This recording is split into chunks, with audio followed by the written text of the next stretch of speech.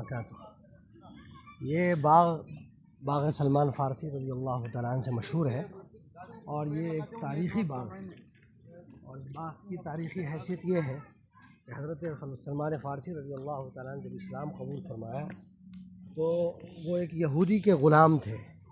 یہودی ان کو آزاد نہیں کر رہا تھا، اور آزادی کے لیے یہ شرط رکھی تھی کہ سونے کی ایک خاص مقدار دی جائے اور اس جگہ کے اوپر 300 کھجوروں کے درخت لگایا جائے۔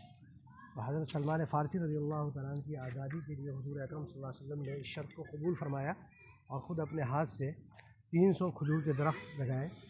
اسی لیے یہ باغ سلمان فارسی رضی اللہ تعالیٰ عنہ کی طرف سے منسوب ہو کر ایک تاریخی باغ بن گیا ہے۔ زائرین یہاں آتے ہیں اور زیارت کرتے ہیں، آپ بھی اس تاریخی باغ کی زیارت کیجیے۔